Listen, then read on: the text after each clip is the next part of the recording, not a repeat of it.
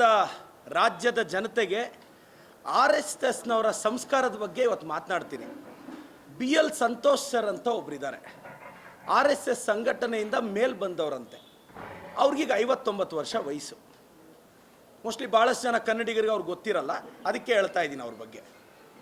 ಅವರು ಮೊನ್ನೆ ಭಾಷಣ ಬಿಗಿಯುವಾಗ ನಮ್ಮ ಮಲ್ಲಿಕಾರ್ಜುನ್ ಖರ್ಗೆ ಸಾಹೇಬರು, AICC ಅಧ್ಯಕ್ಷರು, ಈ ರಾಜ್ಯ ಕಂಡ ಮಹಾನ್ ವ್ಯಕ್ತಿ, 9 ಬಾರಿ ಗೆದ್ದವರು, ಕಲ್ಯಾಣ ಕರ್ನಾಟಕದ ಮಕ್ಕಳ ಭವಿಷ್ಯ ಚೆನ್ನಾಗಿರಲಿ ಅಂತ 371 ತಂದವರು, ಲೇಬರ್ ಮಿನಿಸ್ಟರ್ ಆಗಿ, ಎಜುಕೇಷನ್ ಮಿನಿಸ್ಟರ್ ಆಗಿ, ಟ್ರಾನ್ಸ್ಪೋರ್ಟ್ ಮಿನಿಸ್ಟರ್ ಆಗಿ, PWD ಮಿನಿಸ್ಟರ್ ಆಗಿ ಈ ರಾಜ್ಯವನ್ನು ಅಭಿವೃದ್ಧಿಯತ್ತ ಕೊಂಡೊಯ್ದು ಮಹಾತ್ಮ ಗಾಂಧೀಜಿ ಅಲಂಕರಿಸಿದ ಸೀಟಲ್ಲಿ ಕೂತ ಶ್ರೇಷ್ಠ ವ್ಯಕ್ತಿ ನಮ್ಮ ಮಲ್ಲಿಕಾರ್ಜುನ್ ಖರ್ಗೆ ಸಾಹೇಬರು.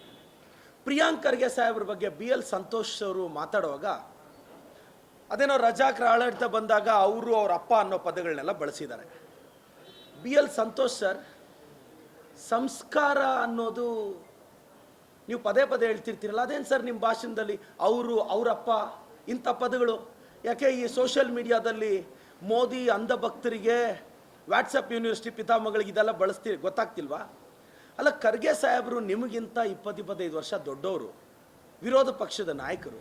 ಅವ್ರಿಗೊಂದು ಗೌರವ ಕೊಡಬೇಕು ಅನ್ನೋ ಕನಿಷ್ಠ ಕಾಮನ್ ಸೆನ್ಸ್ ನಿಮಗಿಲ್ಲದೆ ಇದ್ದರೆ ನೀವೇನು ಸಂಸ್ಕಾರ ಕಲ್ತಿದ್ದೀರಾ ಸರ್?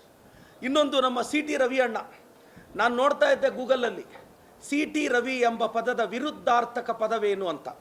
CT ರವಿಯ ವಿರುದ್ಧಾರ್ಥಕ ಪದ ಒಳ್ಳೆತನ, ವಿರುದ್ಧಾರ್ಥಕ ಪದ.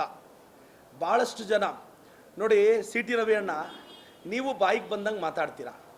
ನೆನ್ನೆ BL ಸಂತೋಷ್ ಅವ್ರ ಭಾಷಣದಲ್ಲಿ ಹೇಳ್ತಾರೆ, ನಂಬಿಕೆಯಿಂದ RSS ನಡೆಸ್ತಾ ಇದ್ದೀವಿ, ನಮಗೇನು ರಿಜಿಸ್ಟ್ರೇಷನ್ ಬೇಕಾಗಿಲ್ಲ. ಸರ್, ಈ ದೇಶದ ಕಾನೂನು ಬಗ್ಗೆ ಗೌರವ ಇಲ್ವಾ? IT ಆ್ಯಕ್ಟ್ ಬಗ್ಗೆ ನಿಮಗೆ ಗೊತ್ತಿಲ್ವಾ?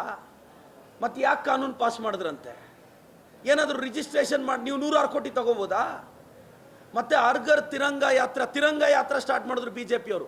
ಸರ್, RSS ಕಚೇರಿಯಲ್ಲಿ ಆರಿಸಿ ಸರ್ ಫಸ್ಟು. ಅದೇನೋ ಮಾಡೋದೆಲ್ಲ ಅನಾಚಾರ, ಮನೆ ಮುಂದೆ ಬೃಂದಾವನ ಅನ್ನಂಗೆ ಆಗಿದೆ. BL ಸಂತೋಷ್ ಸಾಹೇಬರು ನಮ್ಮ ಖರ್ಗೆ ಸಾಹೇಬ್ರಿಗೆ ಕ್ಷಮೆ ಕೇಳಬೇಕು. ನೀವೇನೋ ಏಕವಚನದಲ್ಲಿ ಮಾತಾಡಿದ್ದೀರಾ. BL ಸಂತೋಷ್ ಸರ್, ನೀವು ದೊಡ್ಡವರು, ನಿಮಗೆ 58 ವರ್ಷ.